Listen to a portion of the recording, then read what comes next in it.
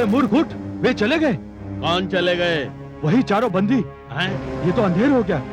दानवराज हैग्रीव को पता चला तो हम सब मारे जाएंगे। अब क्या होगा? कहाँ भाग गए वो चारों? दानवराज हैग्रीव को सूचना तो देनी पड़ेगी। चलो चलो चलो।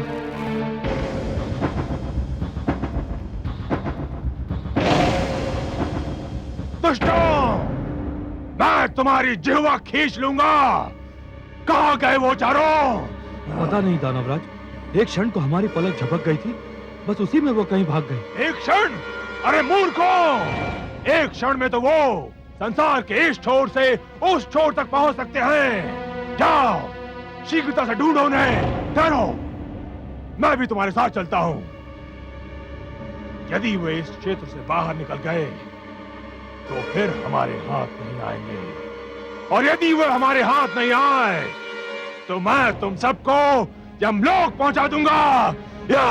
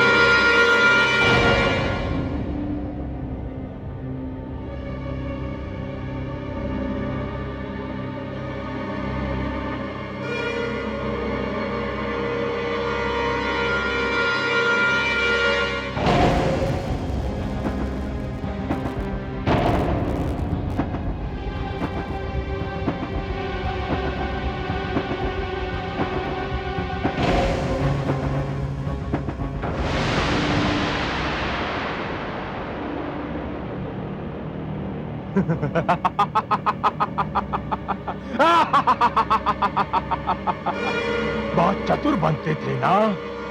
अभी निकालता हूं तुम सबकी चतुराई। मैंने कहा था ना, यदि भागने का प्रयत्न किया तो तुम सबको मार डालूंगा। अब मुझे वही करना होगा। या अपने भगवान विष्णु का जी भर कर स्मरण कर लो। तुम्हारी मृत्यु तुमसे उतनी ही दूर है जितनी मेरे खड़क से तुम्हारे कंठ की दूरी। या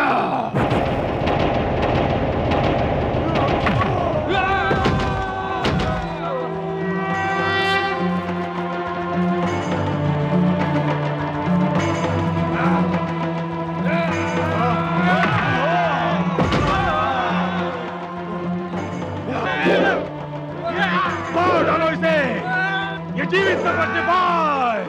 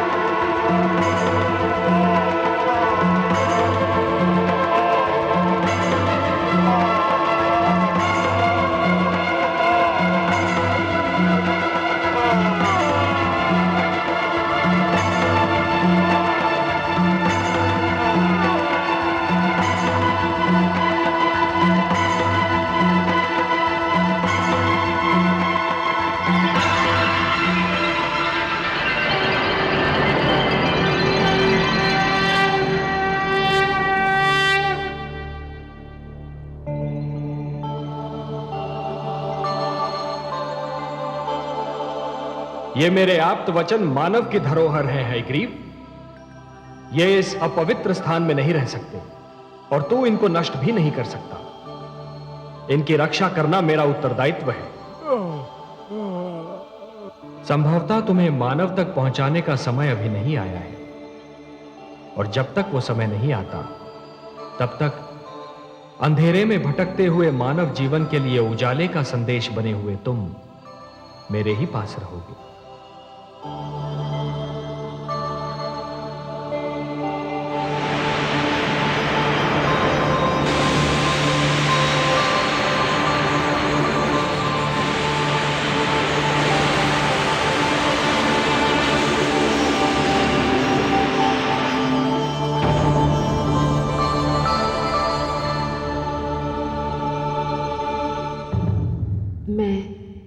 मां हूं, धरती मां। वेदों की रक्षा हुई, मैं धन्य हो गई। केवल इसलिए नहीं कि हयग्रीव का अंत हो गया, बल्कि इसलिए भी कि भगवान विष्णु ने मेरे निकट आकर मुझे विश्वास दिला दिया कि कोई तो है जिसे मेरी मानव जाति की, मानवता की चिंता है, जो किसी भी विपदा के समय हमारी रक्षा करता है। मैं आभारी हूं भगवान विष्णु की कि उन्होंने अपना वचन पूरा किया। उन्होंने वेदों का उद्धार करके मानव को वो ज्ञान कोश दिया जो आज भी मानव जीवन को सत्य का, धर्म का मार्ग बता रहा है। देखना यह है कि वेदों की रक्षा के उपरांत अब मानव की रक्षा कैसे होगी, क्योंकि यदि मानव ही ना होगा तो ज्ञान किसके काम आएगा।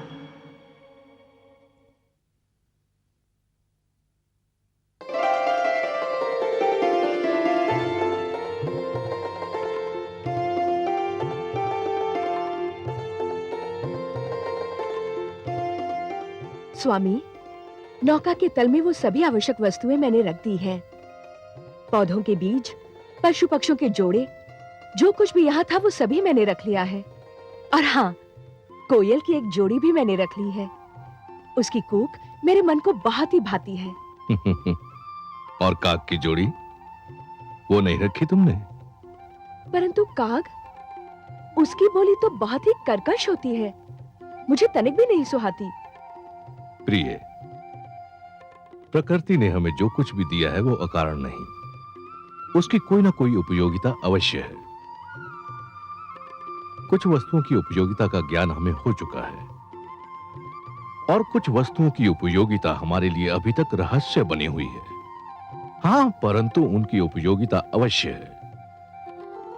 मानव मस्तिष्क का जैसे जैसे विकास होता जाएगा, ये रहस्य खुलते जाएंगे। परंतु काग की क्या उपयोगिता है स्वामी? क्यों? जब मैं कई कई दिन तपस्या करके घर लौटा तो तुम्ही ने कहा था कि तुम पहले से ही जान गई थी कि मैं आने वाला हूं। मेरे ये पूछने पर कि तुमने ये कैसे जाना, तुम ही कहती थी कि मुंडेर पर कागा बोला और तुम समझ गई कि मैं आ रहा हूं। तो काग की उपयोगिता तुम स्वयं मान चुकी हो। तब तो मुझे नौका में विषैले सर्प भी रखने होंगे स्वामी। अवश्य रखने होंगे देवी। कई ऐसे रोग हैं जिनकी औषधि विष है। क्या सर्प का विष कई रोगों की औषधि नहीं है? विषस्य विषौषधम, सुना नहीं? विष ही विष की औषधि है। हमारा कर्तव्य है कि इस जल प्लावन से जितना भी जीवन संभव हो बचा लें। वो सुंदर है या कुरूप, ये देखना हमारा कार्य नहीं। सुंदरता और कुरूपता तो हमारी दृष्टि का भेद है। तो आपका संकेत ये है कि सुखदायी वस्तुओं के साथ हमें दुखदायी वस्तुओं को भी बचाना होगा, पुष्प के साथ कांटे को भी ले जाना होगा। मेरा यही संकेत है देवी। कांटा चुभता है, दुख देता है, परंतु वही तो पुष्प की रक्षा भी करता है। रचनाकार की रचना के महत्व को समझने के लिए दृष्टि में उदारता होनी चाहिए। स्वार्थी दृष्टि मन और मस्तिष्क को छोटा बना देती है। पूर्णता के लिए आवश्यक है कि सृष्टि बहुरंगी हो, अनेकता में एकता ही तो जीवन का सौंदर्य है देवी। आप ज्ञानी हैं स्वामी। आपने मेरी आंखें खोल दी। मैं अभी अपनी भूल सुधार कर आती हूं। ठहरो देवी, भूल का नाम लेकर तुमने मुझे भी मेरी एक भूल का स्मरण करा दिया। क्या आप भी नौका में कुछ रखना भूल गए हैं स्वामी? हां, मैं जीवन की सबसे बड़ी आवश्यकता को साथ लेना भूल गया हूं। किंतु क्या? मैं नौका में शिक्षा रखना भूल गया हूं। शिक्षा? हां देवी, हम अपने साथ शिक्षा ना ले गए तो नए जीवन, नई पीढ़ी को हम क्या भेंट देंगे? किंतु स्वामी, शिक्षा नौका में कैसे रखी जा सकती है? शिक्षा शिक्षक से मिलती है, और सृष्टि में सप्त ऋषियों से बड़े शिक्षक और कौन हैं? हमें इस जल प्लावन से जो कुछ बचाना है, उसमें शिक्षा को बचाना सबसे अधिक आवश्यक है। शिक्षा को बचाने के लिए हमें नौका पर सप्त ऋषियों को भी साथ लेना होगा। हाँ, और वे आपके भ्राता भी हैं, आपके कुटुंब के अंश और आपके परिवार के सदस्य। नहीं देवी, मैं उन्हें इसलिए नहीं बचाना चाहता कि वो मेरे भ्राता हैं। शिक्षक का महत्व परिवार के सदस्यों से अधिक होता है। मुझे सप्त ऋषियों के पास ब्रह्म क्षेत्र में जाना ही होगा। किंतु स्वामी, समय बहुत ही थोड़ा रह गया है। तुम चिंता ना करो देवी, मैं उन्हें साथ लेकर सांझ तक लौट आऊंगा।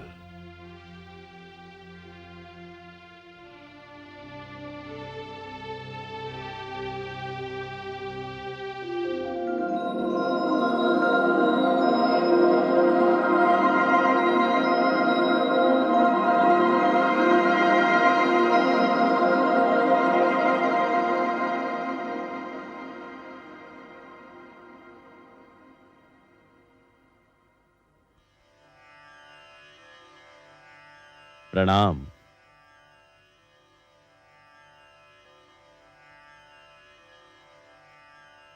इस अचानक ऋतु परिवर्तन का कारण मेरी समझ में नहीं आ रहा है। देखते ही देखते दृश्य बदल गया है। आकाश का रंग परिवर्तित हो गया है। हे वशिष्ठ देव, हम भ्राताओं में आप ही खगोल शास्त्र के सबसे महान ज्ञाता है। इस विषय पर तो आप ही प्रकाश डाल सकते हैं। मेरा ज्ञान और मेरा अनुभव कहता है कि कोई भयंकर बाढ़ आने वाली है, भारी जल प्लावन होने वाला है, और यदि ऐसा हुआ तो सारी धरती जलमग्न भी हो सकती है। तो फिर हम क्या करेंगे? हमें तो धरती पर विद्या का प्रकाश फैलाने के लिए भेजा गया था। तो क्या हमारा भी अंत समीप है? हर आरंभ का एक अंत निश्चित है, और साधुजन वही होते हैं जो अंत का स्वागत उसी प्रकार करते हैं जिस प्रकार आरंभ का स्वागत किया जाता है। हमें जिसने जीवन दिया था, यदि वही हमारी मृत्यु चाहता है, तो हमें अपनी मृत्यु जीवन की भांति गले से लगानी होगी। परंतु हमारा कार्य तो अभी समाप्त नहीं हुआ है। हमें मानव को शिक्षा का ज्ञान देना है। यह सोचना हमारा कार्य नहीं है। हे वशिष्ठ देव, हम सब में आप ही श्रेष्ठ हैं। आपका मार्गदर्शन पाकर हम सब आगे बढ़ते हैं। तो फिर हमें योग समाधि लगाकर ध्यान मग्न हो जाना चाहिए। मृत्यु आए तो हमें अपना स्वागत करता पाए। आपके आदेश का पालन होगा।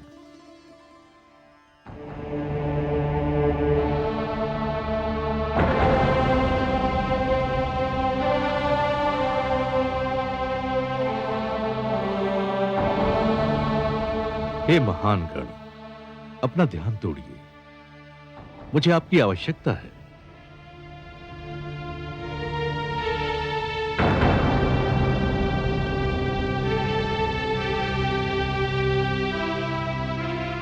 मैं ब्रह्मपुत्र, आपका अनुज, मानव कल्याण के लिए आपको लेने आया हूं। इस जल प्लावन के उपरांत जो जीवन आरंभ होगा, आप नहीं होंगे तो वो अंधकार में भटकने लगेगा। हे ऋषिगण, आपको सृष्टि में आने के उद्देश्य की पूर्ति करनी है। मानव जाति के लिए, जीवन के लिए आपका मेरे साथ चलना अनिवार्य है। आंखें खोलिए, समय हाथों से निकला जा रहा है।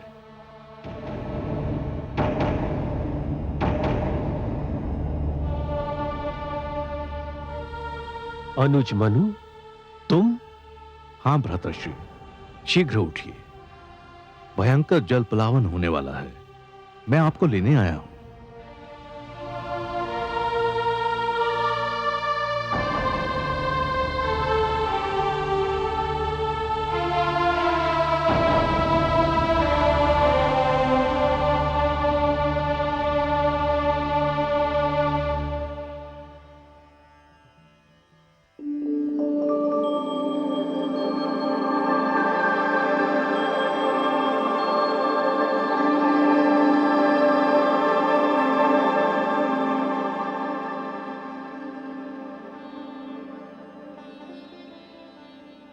देवी, धरती पर जल प्लावन का समय आ गया है। आपकी अनुमति हो तो एक बात पूछूं देव? अवश्य पूछिए देवी। क्या जल प्लावन का निर्णय नितांत आवश्यक था? ब्रह्मा जी का उद्देश्य बहुत उच्च, बहुत महान, बहुत पवित्र है, और इस उद्देश्य की पूर्ति के लिए धरती का स्वच्छ होना अनिवार्य है। पर प्रभु, क्या इस जल प्लावन में सब कुछ डूब जाएगा? देवी, हम त्रिमूर्ति हैं, ब्रह्मा, विष्णु और मैं। हम तीनों के अपने अपने कार्य क्षेत्र हैं, और हमें से कोई किसी दूसरे के कार्य क्षेत्र में पग नहीं धरता। ब्रह्मा जी अपना कार्य कर चुके हैं, अब मैं अपना कार्य करने जा रहा हूं। इस जल प्लावन में क्या डूबेगा और क्या बचेगा, इसका ज्ञान तो केवल श्रीहरि विष्णु को है, क्योंकि ये उनका कार्य क्षेत्र है। पर प्रभु, इसके उपरांत होगा क्या? उसके उपरांत सब कुछ शांत हो जाएगा। परंतु देवी, ये सब प्रश्न आप क्यों पूछ रही हैं? आपके सहयोग से ही तो मैं यह कार्य करूंगा। मैं कुछ समझी नहीं देव। आप मेरी प्रेरणा हैं। आपसे शक्ति पाकर ही मैं हर कार्य करता हूं। मैं आपको कैसे शक्ति दूंगी प्रभु? मेरे भीतर समाकर। तनिक इस कैलाश को भी तो अर्धनारीश्वर का रूप देख लेने दीजिए। जो आज्ञा प्रभु।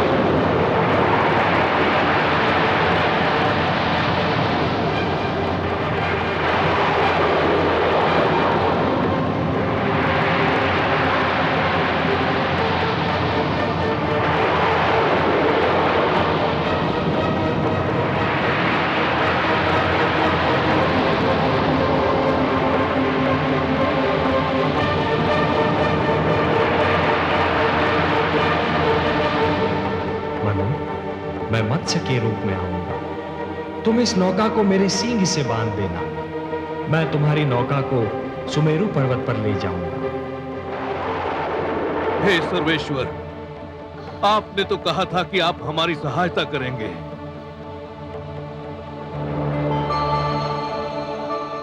शान्ताकारं भुजगशयनं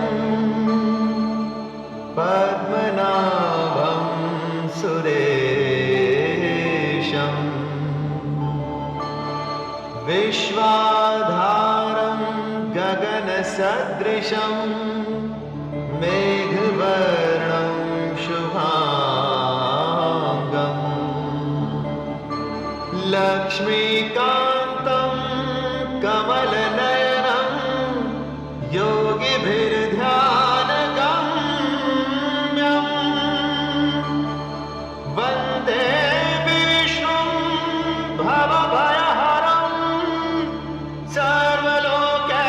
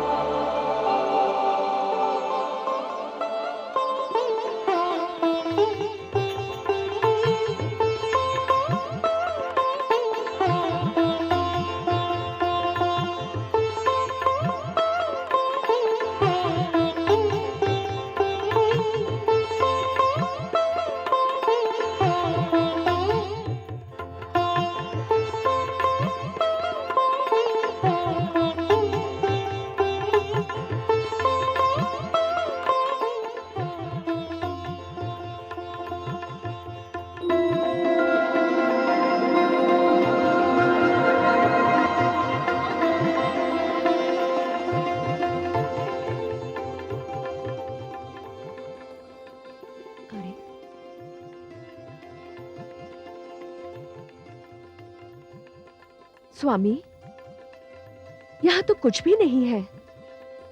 एकदम निर्जन स्थान लगता है। ऐसा मत कहो देवी, यहाँ हम हैं और यहाँ वो है जो कण कण में रमते हैं।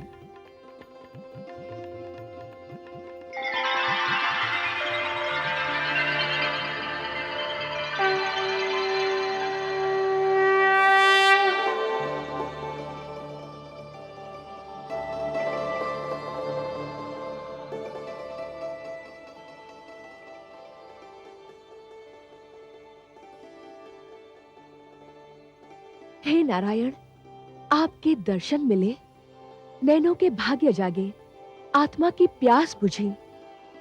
इस क्षण के आगे जीवन का हर एक क्षण तुच्छ है।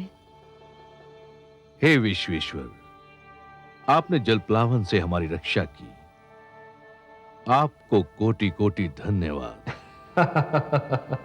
हे मनु, इस भयंकर जलप्लावन में शिक्षा और गुरु की रक्षा करने में जो तुमने तत्परता दिखाई, वो भी सराहनीय है।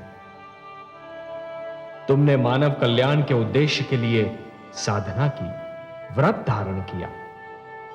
और हे शतरूपा, इन सब शुभ कार्यों में अपने पति का साथ देकर तुमने अपने पत्नी धर्म का पालन किया है। मैं तुम दोनों से अति प्रसन्न हूं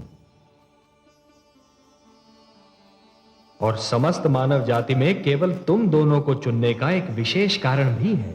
हे जगदीश, आप तो कारणों के कारण हैं। जो भी कारण होगा उसे केवल आप ही जानते हैं। मैं जानता हूं मनु कि मानव कल्याण के मेरे परम उद्देश्य की पूर्ति के लिए आप दोनों माध्यम हो।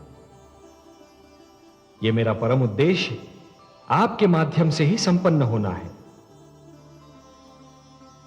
मनु, जब खेत की उपज पक जाती है और खेती काटी जाती है, तो कृषक कुछ बीजों को बचाकर रखता है और यही बीज आने वाली उपज का कारण बनते हैं। मैंने भी यही किया है। तुम दोनों की रक्षा करके मैंने जीवन की रक्षा की है। अब तुम दोनों मिलकर नव जीवन की उपज का कारण बनोगे और यह आने वाला जीवन बहुत सुखद होगा मनु, बहुत सुखद होगा, पावन होगा। और तुमने सप्त ऋषियों के इस समूह को अपने साथ में लाकर एक बहुत बड़ा कार्य किया है, क्योंकि आने वाले जीवन की महान आवश्यकता होगी शिक्षा। हे सर्वव्यापी, हे रहस्य ज्ञाता, नवजीवन को जो शिक्षा मिलेगी वो तो केवल आप प्रदान कर सकते हैं।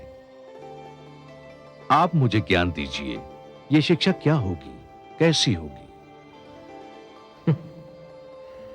हे वैवास्वत, मानव बड़ा विचित्र प्राणी है और उसका इतिहास भी उतना ही विचित्र है। उठता है तो देवता बन जाता है और गिरता है तो दानव। दानवता अज्ञान और हीनता का प्रतीक है और मैं हर युग में मानव को दानव बनने से बचाना चाहता हूं। अर्थात मानव देवताओं की भांति अमर तो नहीं हो सकता, पर देवताओं की भांति संपूर्ण तो अवश्य हो सकता है। और उसे संपूर्ण बनाने का मूल मंत्र मुझे तुम्हें सौंपना था और इसीलिए जलप्लावन से रक्षा के लिए मैंने तुम दोनों को चुना है। हे जगदीश्वर, आपको कोटि कोटि धन्यवाद। हे लक्ष्मीपति, आपकी जय हो। मैं तुम दोनों को यह उपहार सौंपता हूं जो समस्त मानव जाति की धरोहर है।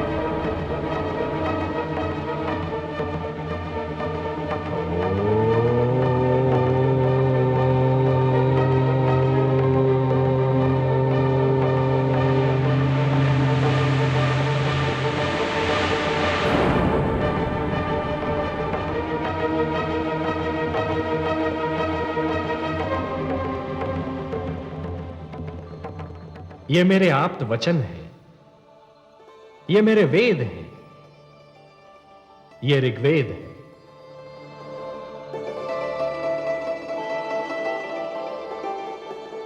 ये यजुर्वेद,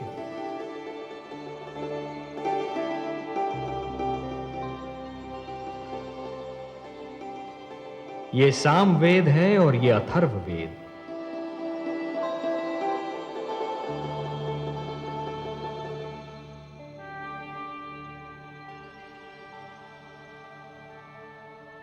ये मेरे सबसे बड़े वरदान हैं। मानवता को ये मेरा उपहार है। ये मेरे आप्त वचन तुम्हें और तुम्हारे उपरांत आने वाली हर पीढ़ी को जीवन के नियमों का ज्ञान देंगे। ये वेद मानव को धरती और आकाश, मानव और देवता तथा आत्मा और परमात्मा के आपसी संबंध का ज्ञान देंगे। इनमें वो सारे मंत्र निहित हैं जो जन्म से मृत्यु तक मानव की हर समस्या का समाधान बनेंगे। हे मनु, मेरे आप्त वचन मानव को प्रकृति से शक्ति प्राप्त करने की प्रेरणा देंगे, जीवन से प्रेम करने की शिक्षा देंगे। ये तुम्हारे मार्ग के दीपक हैं। और हे सप्तऋषिगण, आप इन मंत्रों के सर्वप्रथम दृष्टा हैं। धन्य हो प्रभु, आप वास्तव में कृपा निधान हैं। अपने आप्त वचन का दृष्टा बनाकर आपने हमें यह भी ज्ञान दिया कि हमारे अस्तित्व का उद्देश्य क्या है, हमारा लक्ष्य क्या है। हे मनु और शतरूपा, तुम्हें इनकी रक्षा करनी होगी। इस धरोहर को मानव जाति तक पहुंचाना होगा। हे नीलकांत, मैं वचन देता हूं कि मानवता की इस धरोहर की मैं अपने प्राणों से भी अधिक रक्षा करूंगा। हे लक्ष्मीपति, मैं आपके आप्त वचन को अपने तन मन में यूं सुरक्षित कर लूंगी कि इनकी शिक्षा मेरा दूध बनकर मेरी संतान के रक्त में घुल जाएगा। तो फिर संभालो अपनी धरोहर को। मेरे क्षीर सागर लौटने का समय आ गया है।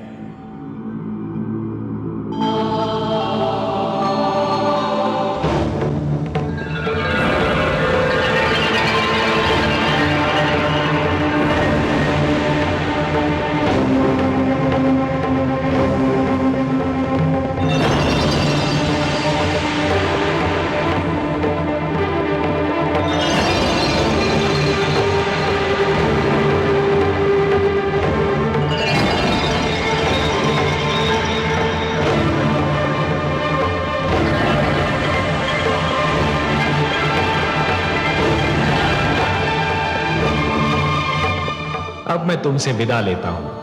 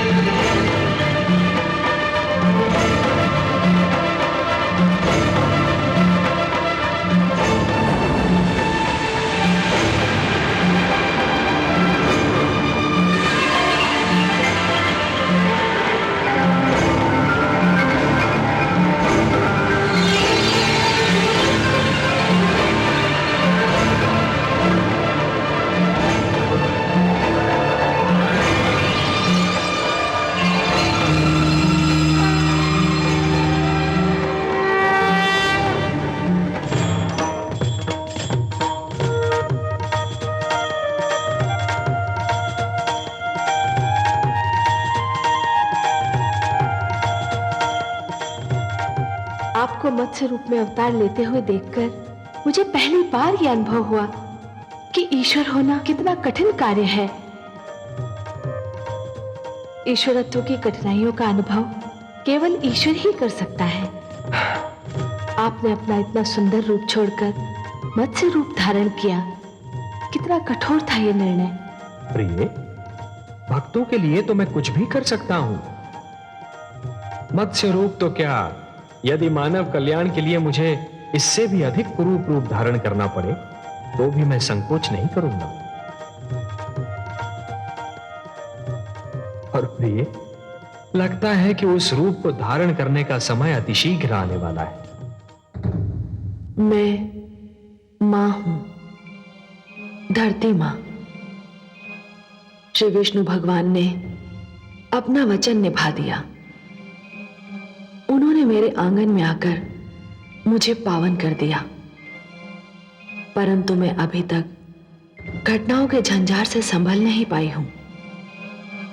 मैं सोचती रही कि जब ज्ञानियों का विरोध होता है तो वे इस विरोध के उत्तर में अपने भीतर की कमी को ढूंढने और उसे दूर करने का प्रयास करते हैं, किंतु जब अज्ञानी किसी विरोध का सामना करता है तो वो अहंकार के कारण अपने अंतर के सारे प्रवेश द्वार बंद कर लेता है, क्रोध को अपना अस्त्र और अहिंसा को अपनी ढाल बना लेता है।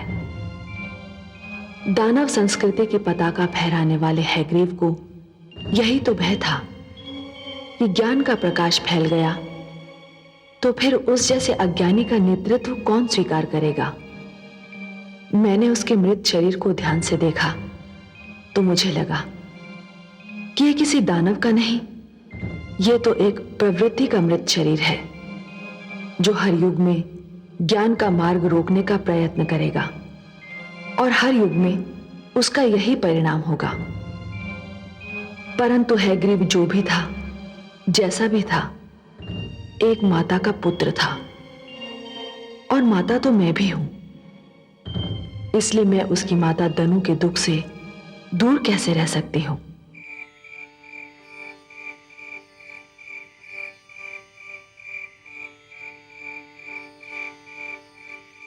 स्वामी,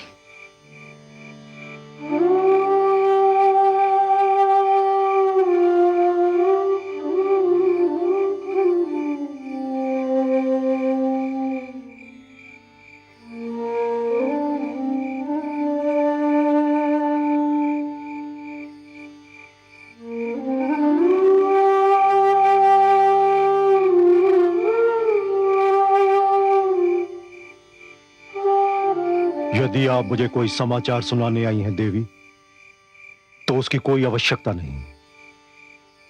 समाचार मुझ तक पहले ही पहुंच चुका है। मैं कुछ और कहने आई हूं स्वामी। कहिए। पुत्र हैग्रीव का शव चिता पर रखा है, केवल आपकी प्रतीक्षा है। आप नहीं चलेंगे? नहीं देवी। क्या मरने वाला आपका पुत्र नहीं था?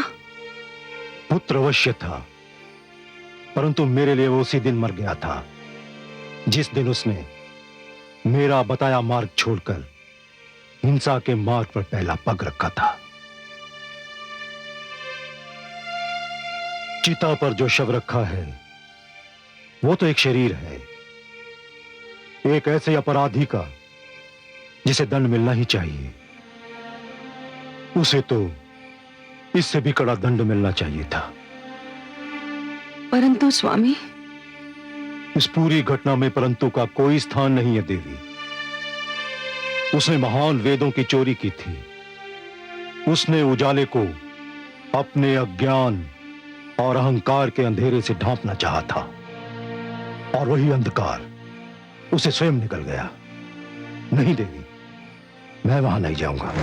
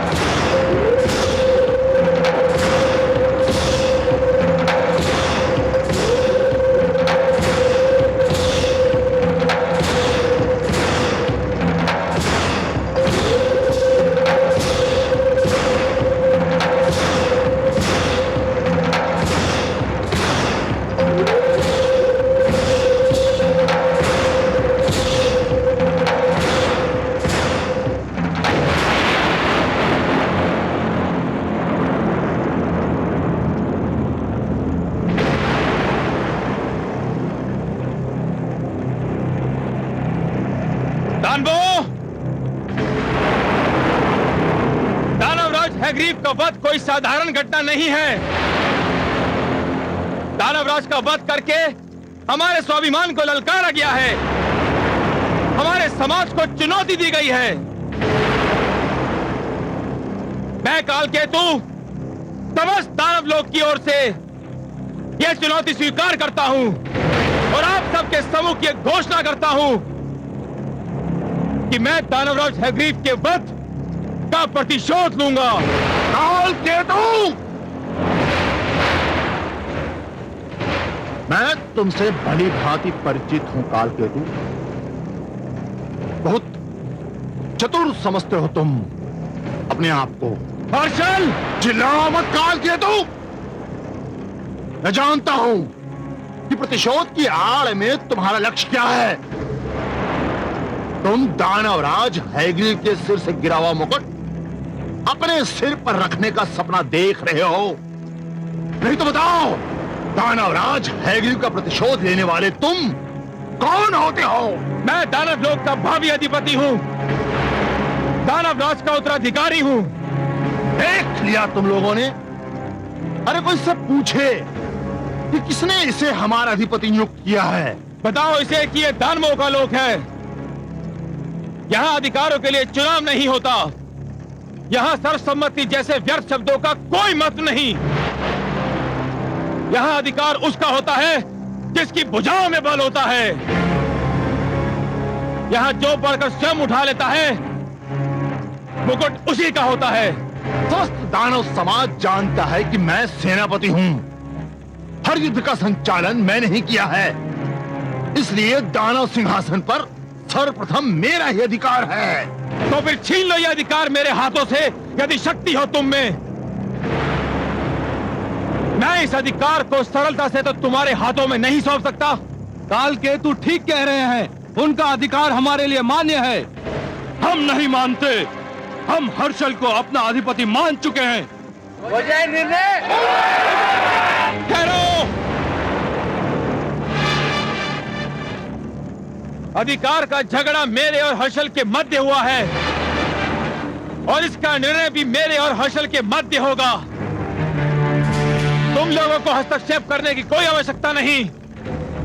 हर्षल, बड़ा गर्व है ना तुमको अपने युद्ध कौशल पर। आज वो गर्व भी चूर चूर हो जाएगा और तुम्हारे भी टुकड़े टुकड़े हो जाएंगे। ऐसे अवसर पर मैं नहीं बोलता कालकेतु, मेरा खड्ग बोलता है।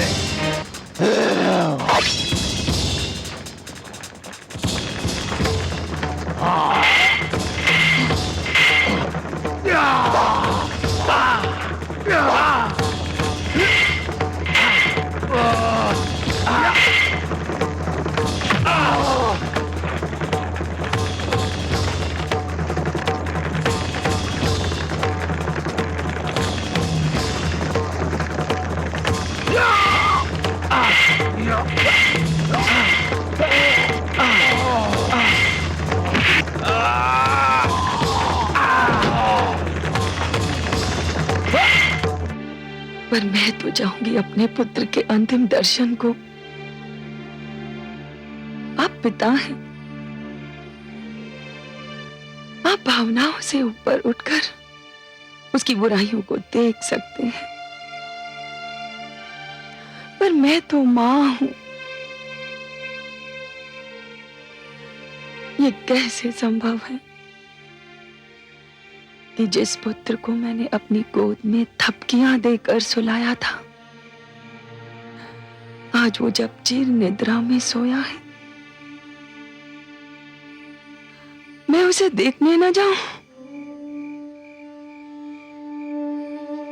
यही तो समस्या है। कुछ माताएं अपनी भावनाओं से ऊपर उठ ही नहीं पाती, फिर वही परिणाम जो आज आपके सामने है। किंतु मैं आपको रोकूंगा नहीं। मैं आपकी ममता की भावना को अच्छी तरह समझता हूं, उसका आदर करता हूं, किंतु एक चेतावनी देना भी अपना कर्तव्य समझता हूं। कैसी चेतावनी स्वामी? आपके पुत्र हैग्रीव ने जिस दानव संस्कृति का बीज बोया था, वो संस्कृति आज एक विशाल और भयंकर रूप से विराट वृक्ष बन चुकी है। आप वहां जाकर उस दानव संस्कृति का नग्न नृत्य देखेंगी तो आपका दुख और भी बढ़ जाएगा। कुछ भी हो स्वामी, मुझे जाना तो होगा, नहीं तो एक मां का हृदय मुझे कभी क्षमा नहीं करेगा।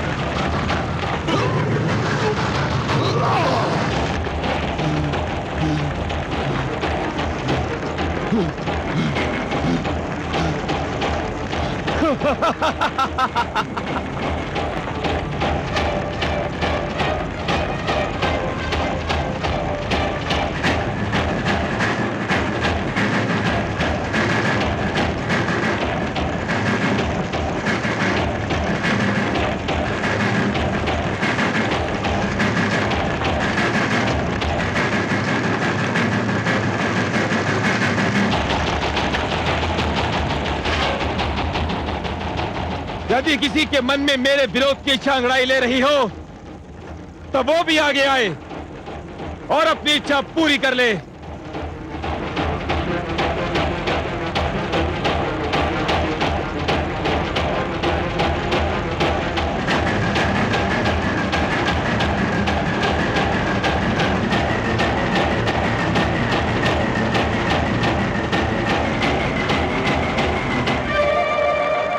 सत्य कहा था मेरे स्वामी ने कि यहां आकर मेरा दुख बढ़ जाएगा।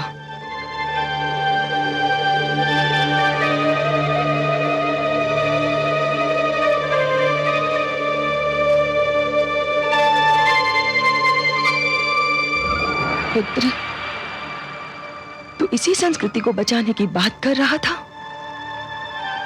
क्या यही वो संस्कृति है जिसके लिए तूने देव संस्कृति और मानव संस्कृति का विरोध किया था? देख इस संस्कृति को जो तेरे शव पर अश्रु बहाने के स्थान पर एक दूसरे का रक्त बहा रही है।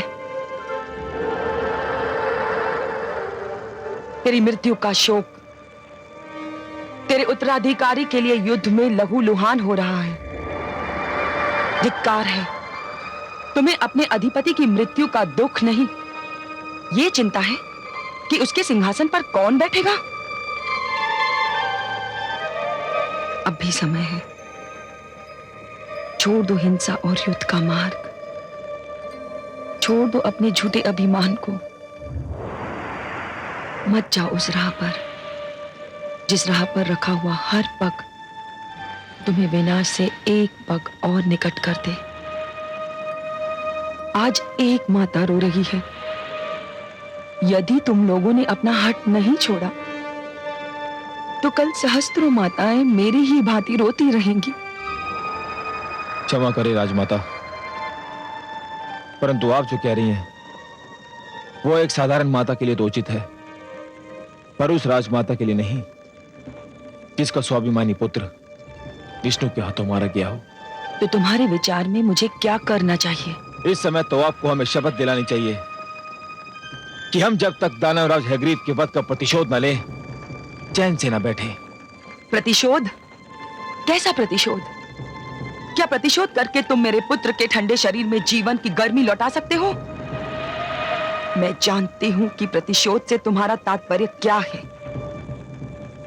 प्रतिशोध के नाम पर तुम इन लोगों के मन में घृणा का विष घोल रहे हो, क्योंकि तुम्हारे जैसे लोग केवल घृणा फैलाकर ही सत्ता प्राप्त कर सकते हैं। नहीं राजमाता, घृणा मैं नहीं फैला रहा हूं, घृणा फैला रहे हैं देवलोक के वासी, वो देवता जिनसे हमारी शक्ति देखी नहीं जाती, हमारी उन्नति जिनकी आंखों में कांटों के समान खड़कती है। वही सदा हमारे विरुद्ध पक्षपात करते हैं, हमें नीचा दिखाने का अवसर ढूंढते हैं। काल केतु सत्य कह रहे हैं, देवता पक्षपाती हैं।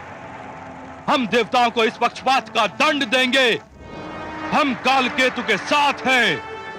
देवलोक पर आक्रमण होगा।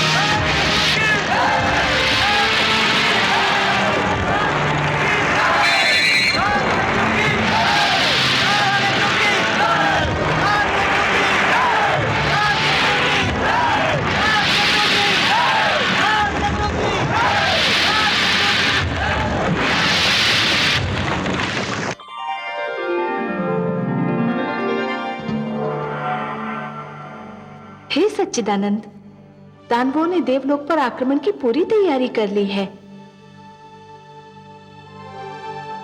देवलोक पर युद्ध के बादल छा रहे हैं कमल नयन। दानवों से और आशा भी क्या की जा सकती है महादेवी। बिच्छू का किसी को डंक मारना केवल उसकी प्रवृत्ति ही नहीं, उसकी विवशता भी है, क्योंकि डंक मारकर ही तो वो अपने अस्तित्व का प्रमाण देता है।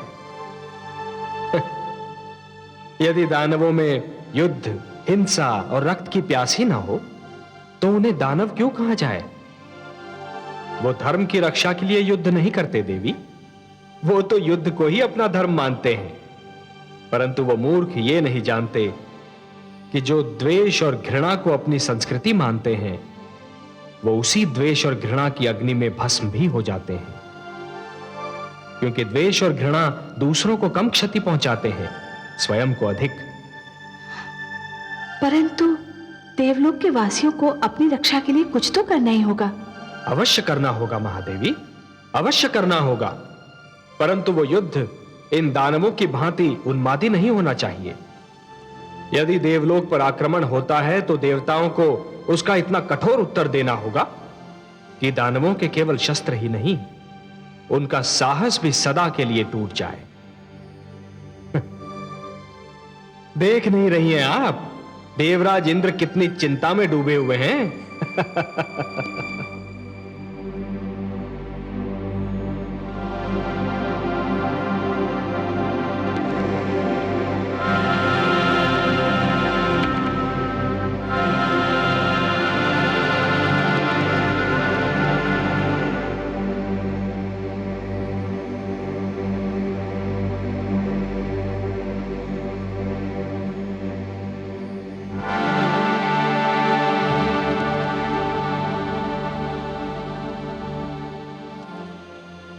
देवलोक के स्वामी किस चिंता में खोए हुए हैं कि उन्हें मेरे आने का ज्ञान तक नहीं?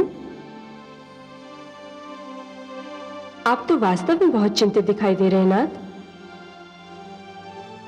माना कि दानव अपनी शक्ति बढ़ा रहे हैं, पर अभी उनकी शक्ति इतनी अधिक नहीं बढ़ी कि आपको चिंता में डाल दें। वो पहले भी आपसे टकरा चुके हैं और उसका परिणाम भी देख चुके हैं। क्या आप उनके संभावित आक्रमण से चिंतित हैं?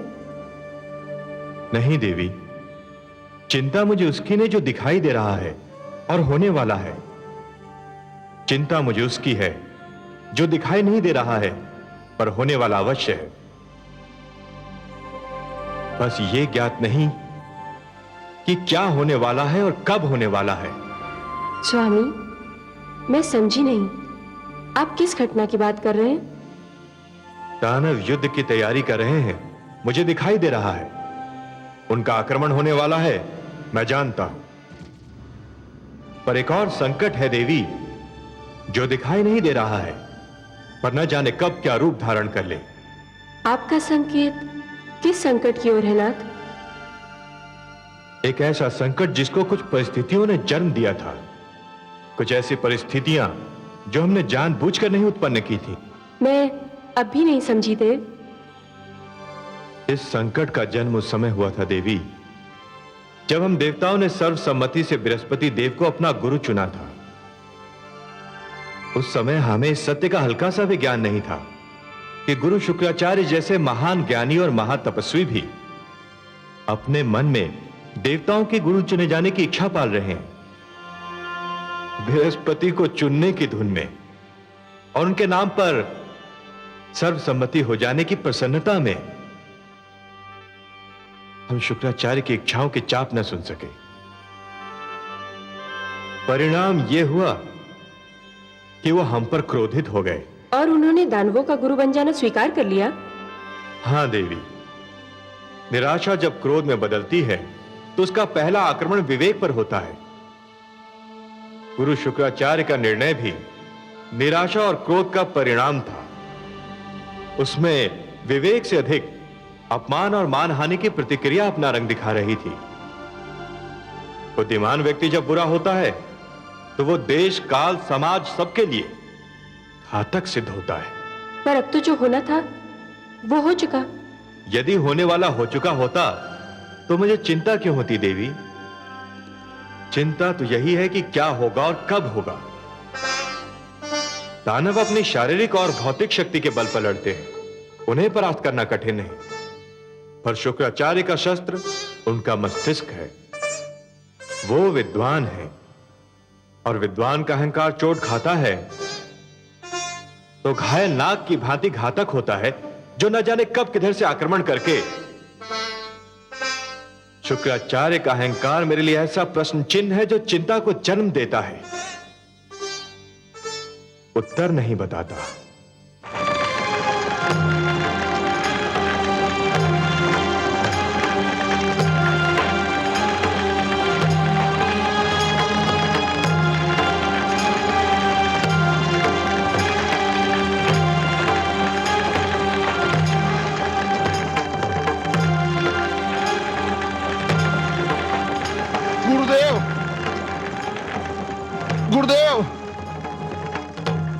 गुरुदेव, गुरुदेव, गुरुदेव, गुरुदेव। किसने की तुम्हारी ये दशा? काल केतु ने गुरुदेव। दानवराज हैग्रीव के वध का समाचार सुनते ही उसने राज सिंहासन हथियाने के लिए षड्यंत्र किया था और अपने को साथी भी बना लिए थे। मैंने उसे ललकारा, जिसका यह परिणाम हुआ है गुरुदेव। काल केतु सदा ही महत्वाकांक्षी और सत्ता का लोभी रहा है। तुम्हें उससे नहीं भिड़ना चाहिए था, तुम्हें मेरे पास आना चाहिए था। इसका अवसर ही नहीं मिला गुरुदेव। ये सब कुछ एक सोची समझी योजना के कारण अवश्य हुआ था, पर हुआ था इतना अचानक कि किसी के पास कुछ भी सोचने समझने के लिए समय ही नहीं था। और अब तो जो होने वाला है वो इससे भी बुरा होगा गुरुदेव। काल केतु ने देवलोक के विरुद्ध युद्ध की घोषणा कर दी है। क्या? हाँ गुरुदेव, आक्रमण किसी भी समय हो सकता है, युद्ध किसी भी क्षण छिड़ सकता है। नहीं, यह बहुत बड़ी भूल होगी। देवताओं से युद्ध आवश्यक है, उन पर आक्रमण होना ही चाहिए। मुझे स्वयं देवताओं से अपने अपमान का प्रतिशोध लेना है, पर उसके लिए समय और स्थान मैं चुनूंगा। परंतु काल केतु तो युद्ध का निर्णय ले चुका है गुरुदेव। उसे रोकना होगा, उसे बताना होगा कि अंधेरे में उठाए हुए पग के बारे में कोई नहीं जानता कि वो समतल भूमि पर पड़ेगा या किसी गड्ढे में। काल केतु अपनी भावुकता में कोई भयंकर भूल न कर बैठे। मैं स्वयं तुम्हारे साथ चलता हूं।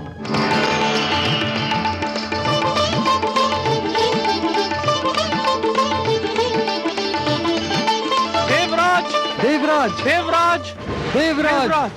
क्या बात है चित्ररथ? दानवों की सेनाएं देवलोक पर आक्रमण करने के लिए चल पड़ी हैं। दानव काल केतु अपनी सेना का संचालन कर रहा है। उसने देवलोक को तहस नहस करने की शपथ ली है। हमारी सेना आपके आदेश की प्रतीक्षा कर रही है। दानवों की सेना देवलोक की सीमा से कुछ ही दूरी पर है। नहीं, हम दानव सेना को अपनी सीमा में पग भी नहीं धरने देंगे। युद्ध उन्हीं के क्षेत्र में होगा। दानवों की महत्वाकांक्षा बढ़ती जा रही है। हैग्रीव के वध से उन्होंने कोई सीख नहीं ली। मैं स्वयं अपनी सेना का संचालन करूंगा। आओ मेरे साथ।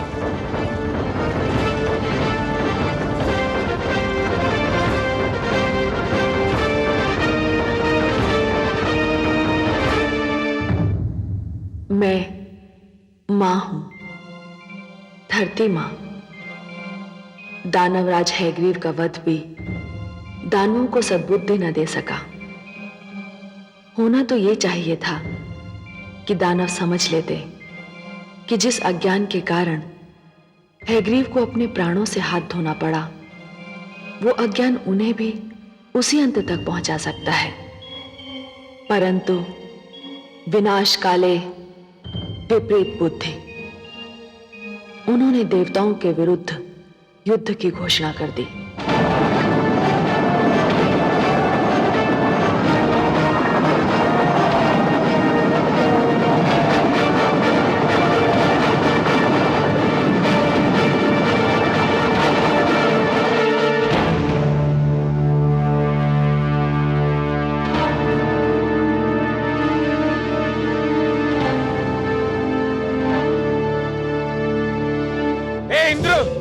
तुम देवताओं ने सदैव हमारा तिरस्कार किया है। तुम्हारे मन में हमारे प्रति घृणा और द्वेष का भंडार भरा है।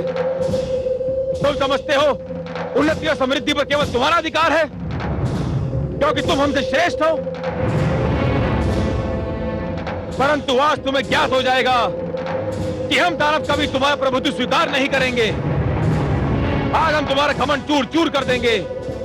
हे दानवों, आगे बढ़ो और देव सेना को उनकी सीमा के भीतर खदेड़ दो। सुनो काल केतु, तुमने सदैव हिंसा, युद्ध और व्यभिचार में रुचि दिखाई है। तुम सदैव असत्य और अधर्म के मार्ग पर चलते रहे हो और हम सदैव सत्य और धर्म का पालन करते रहे हैं।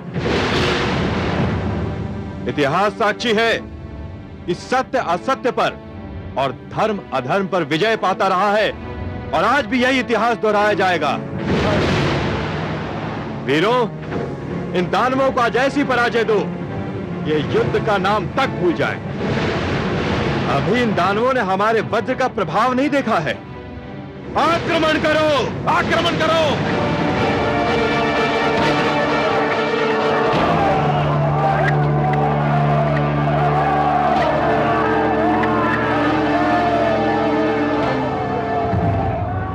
परिणाम ये हुआ कि घमासान रण हुआ। दोनों सेनाएं एक दूसरे पर टूट पड़ी। दानवों ने अपनी सारी शक्ति युद्ध भूमि में झोंक दी। रणभूमि रक्त सागर में बदल गई। देवताओं ने भी पूरी शक्ति से दानवों के आक्रमण का उत्तर दिया।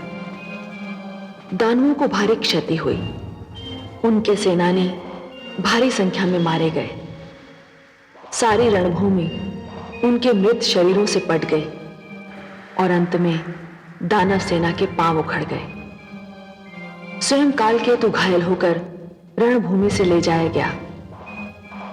दानवों की पराजय का एक कारण यह भी था कि वे अपने गुरु शुक्राचार्य की ये बात भूल गए थे कि उनकी अनुमति के बिना युद्ध न किया जाए। परंतु मेरी चिंता यह थी कि दानवों की इस पराजय की देवताओं पर क्या प्रतिक्रिया होती है। देवराज इंद्र की जय, देवराज इंद्र की जय, देवराज इंद्र की जय, देवराज इंद्र की जय, देवराज इंद्र की जय, देवराज इंद्र की जय, देवराज इंद्र की जय, देवराज इंद्र की जय, देवराज इंद्र की जय, देवराज इंद्र की जय। विजयश्री की बधाई हो देवराज। विजय तो हमारे चरणों में उसी समय झुक गई थी जब हमने युद्ध भूमि में पांव धरा था। उसे तो हम अपने साथ लेकर गए थे। युद्ध तो केवल औपचारिकता निभाने के लिए हुआ था। युद्ध तो युद्ध होता है नाथ। जब तक आपको विजय नहीं प्राप्त हुई थी मेरा मन कांप रहा था। आप नारी हैं ना, इसलिए भयभीत हो रही थी। हमने दानवों को ऐसी करारी पराजय देने का निश्चय कर लिया था कि वो फिर कभी युद्ध करने का साहस न करें। हमारा निश्चय सफल हुआ। दानव भूल गए थे कि वो किसी साधारण देवता से नहीं, देवराज इंद्र से टकराने जा रहे हैं। अब देवराज इंद्र का नाम सुनते ही उनके शरीर में कपकपी दौड़ जाया करेगी। देवराज इंद्र की यह विजय उनकी आने वाली 7 पीढ़ियां भूल नहीं पाएंगी। मैं महान हूं देवी, मैं महान हूं।